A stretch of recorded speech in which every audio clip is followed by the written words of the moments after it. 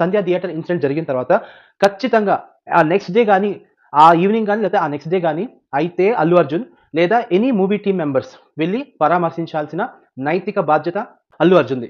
కనీసం పరామర్శించాల్సిన minimum common sense కూడా లేకపోతే ఎలాగా అని అల్లు అర్జున్‌ని ఎద్దేవా చేశారు. ఐ మీన్ తిట్టారు, లేదా కమ్మగొట్టారు, సెటైర్‌లేసారని కూడా అనొచ్చు. కోపంగా కూడా రిప్లై ఇవ్వచ్చు పవన్ కళ్యాణ్ గారు.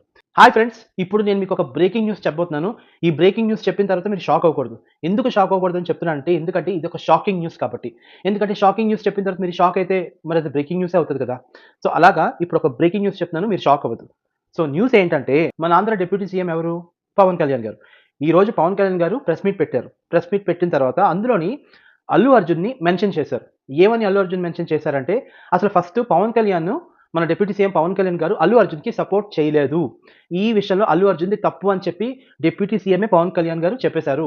సంధ్య థియేటర్ ఘటన అది ముమ్మాటికి అల్లు అర్జున్‌దే తప్పు అని చెప్పి మన ఆంధ్ర డిప్యూటీ సీఎం పవన్ కళ్యాణ్ అన్నారు.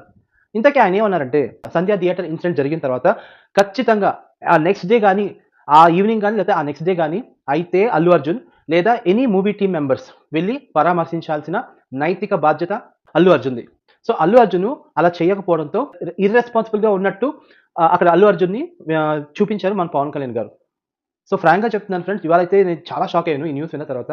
రీసెంట్‌గా సంధ్య థియేటర్ వాళ్ళు కూడా ఏం చెప్పిందేంటంటే, ఇది ఖచ్చితంగా అల్లు అర్జున్‌దే తప్పు అని చెప్పి సంధ్య థియేటర్ వాళ్ళు కూడా చెప్పడం జరిగింది. సో, పవన్ కళ్యాణ్ ఇలాగా ప్రెస్ మీట్ పెట్టిన తర్వాత నేను చూసాను ప్రెస్ మీట్ అంతాన.